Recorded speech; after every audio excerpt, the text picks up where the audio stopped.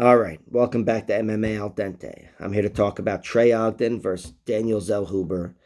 Daniel Zellhuber's this guy, 12-0, got a big win on the Contender Series over Lucas Almeida and looked good doing it. And Lucas Almeida has since won two fights, one of them inside the UFC over Mike Trizano, Ultimate Fighter winner, and Lucas took him out in round three, I think.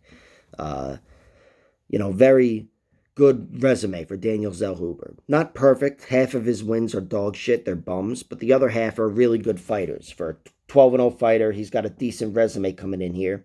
He's also got a decent reach advantage, which I think is 6 inches, despite only having 2 inches in height on Trey Ogden. Daniel Zellhuber, with the way he fights and his reach advantage, I would say knockout in this fight. It's just Trey Ogden's never been knocked out. He's a guy whose losses have been almost all submissions. He's been submitted. He's been submitted by the hell's his name? Thomas Gifford twice with a guillotine. Didn't really learn the lesson there. And Daniel Zellhuber's got some submission skills as well. He's already put up some submissions on his record, and they're not over totally shit opponents.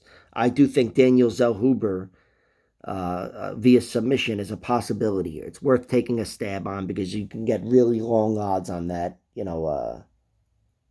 Plus, I don't know. I wrote it down. I think plus 1,200, plus 2,000, plus whatever, 2,500 for him to win via submission in each round.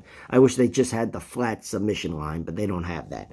So I got to play the fucking guessing game. But still, I would advise you to take a stab on Daniel Zellhuber via submission if you get really long odds on that. Anyway, my prediction is Daniel Zellhuber gets a finish. I would go with TKO because I do think that's his strength, and Trey Ogden is not a good striker. We saw him throw away that Jordan Levitt fight, which was, in my opinion, his fight until he just got stabbed in the knee with like the little oblique kick or whatever. I don't know the kicks, the side kick to whatever, the shin. And he was shut down from that. Shut down. And of course, there could have been other issues at play, cardio and whatever, where you're too tired and it's more comfortable staying on the edge of a kick to the shin for 5 minutes. But he threw away the round and the fight. So that really, regardless of what it was, one thing it wasn't was impressive. And Trey Ogden, he's not bigger than Daniel Zellhuber, but he's a big guy. It's not like he's really overmatched physically. Just the reach is the big concern. I think Ogden's 2 inches shorter, and he's a grappler.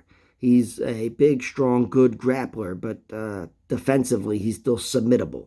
So Trey Ogden, there's a lot of holes in his game. I think Daniel Zellhuber is going to find one of those holes. And on the feet at range, with Daniel Zellhuber's movement and reach and his overall striking prowess, that's going to be the story of this fight, in my opinion. I guess I'll go Daniel Zellhuber gets his first Trey Ogden suffers his first TKO loss, and Daniel Zellhuber walks away with the victory in his UFC debut. We'll see what happens, but there's a lot of upside with him, and there's just not a lot of upside with Trey Ogden, Just looking at wins and losses here, and Daniel Zellhuber, there's a lot of upside. Trey Ogden, he's a grinder and whatever, and I hope to see him do well, but really, I think his UFC career is going to be making guys like this. So we'll see what happens, but Daniel Zellhuber via TKO, round 1 I'll go.